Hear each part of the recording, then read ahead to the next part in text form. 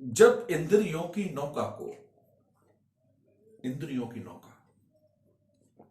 ये एक वाक्यांश है। इंद्रियों की नौका, कविता का श्रृंगार करते हैं वाक्यांश। मैं ये मानता हूं पर्सनली, जब इंद्रियों की नौका को मूर्छा बहा ले जाती है,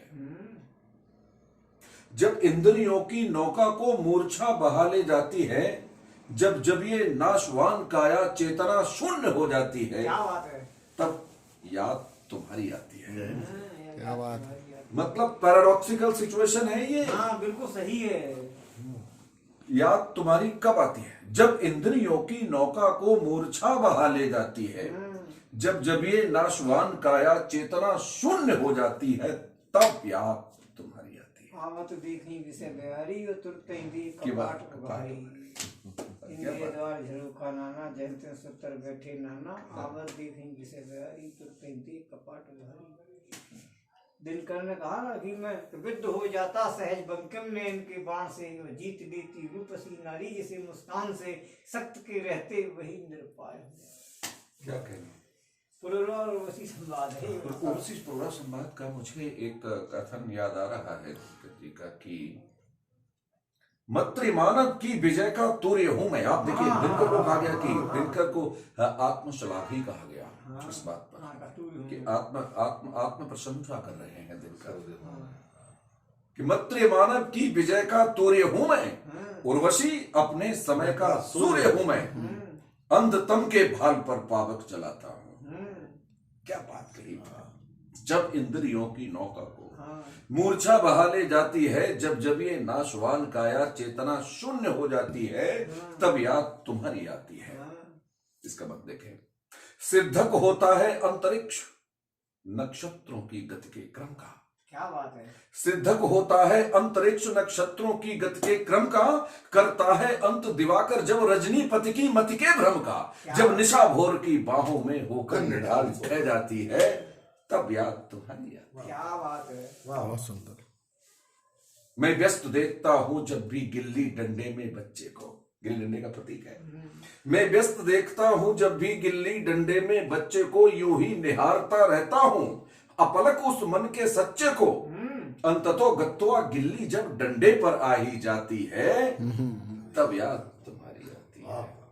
क्या बात है। मधु संचय करने वालों को बतला देना वह चली गई। मधु संचय करने वालों को बतला देना वह चली गई। जब आए यहां सारिकाएं तब कहना वह तो चली गई। जब जाते जाते अमराई ये पतझर से कह जाती है, तब याद तुम्हारी आती है। क्या बात है। कई बार ऐसा होता है कि हम अपनों से दूर होते हैं और कुछ हमारे पीछे से ऐसा घटित हो रहा होता है जिसका हमें आभास नहीं, जिसका उससे ज्ञान संज्ञान हमको नहीं होता है, और बहुत कुछ ऐसा हो जाता है और हम हाथ मलते रह जाते हैं कि काश कि हम अगर वहां होते तो परिस्थिति में परिवर्तन कर लिया होता। लेकिन आप वहां नहीं थे, आप हो ही नहीं सकते थे वहां, क्योंकि आपका कहीं भी होना आपके वश में नहीं है। और जब कोहरा जल्दी छाता है और देर से आती है बिजली, कुर्सी पर बैठे बैठे तब आंखों में छाती है बदली, मेज पे रखे दीप की लो जब सांसों से थर्राती है, तब याद तुम्हारी आती है। क्या बात है।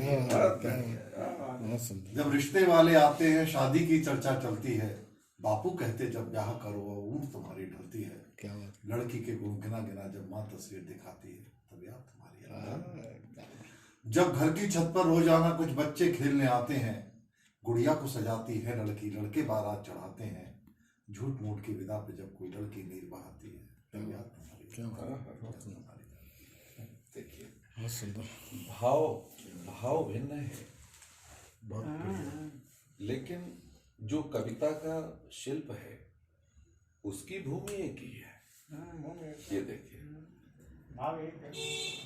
अब उसमें श्रृंगार का एक वियोग पक्ष है और इसमें एक ऐसा संस्मरण है जिससे अंतस हिल गया है। उसमें आगे मैंने आखिरी बंद में कहा कि मैं होता तो वहां कुछ और हो सकता था। तो उसमें कहा कि बंद में आखिरी बंद जो उस गीत का है कि उपवन में सुरभित दूर कहीं, उपवन में सुरभित दूर कहीं मालाकारों की दृष्टि से। कई बार हुआ कि हमारे परिजन हमें छोड़कर गए तो हम वहां उपस्थित नहीं थे और हम परिस्थिति में परिवर्तन करने की वो दाम लालसा लिए जीवन को ढोते रहते हैं। क्या बात है, दाम लाल सही। लेकिन हम वो नहीं कर पाए। हम जीवन ढो रहे हैं इस लालसा में, इस भावना में, और कहीं ना कहीं इस प्रकार की एक गफलत और गलत फहमी में भी कि हम होते तो कुछ करते। हम हो ही नहीं सकते तो क्या होता, क्या होता। तो क्या होता जो मैं तोता होता, तोता होता, तोता होता। उपवन में सुरभित दूर कहीं मालाकारों की दृष्टि से अली की निर्ममता का शिकार, अली की निर्ममता का शिकार या आहत हो अतिवृष्टि से। उस कोमल कलिका की पीड़ा जब अनदेखी रह जाती है तब याद तुम्हारी आती है। क्या बात है। ये कोमल कलिका की पीड़ा जब अनदेखी रह जाती है। ये गीत ये तो सिंगार का ही है ना।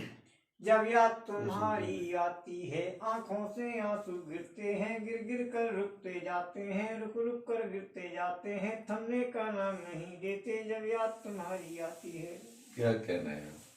लिख लिख कर रोता जाता हूँ, रो रो कर लिखता जाता हूँ, रो रो कर कहता जाता हूँ, कह कह कर रोता जाता हूँ, रोता जाता लिखता जाता, कहता जाता सहता जाता। जब याद तुम्हारी आती है।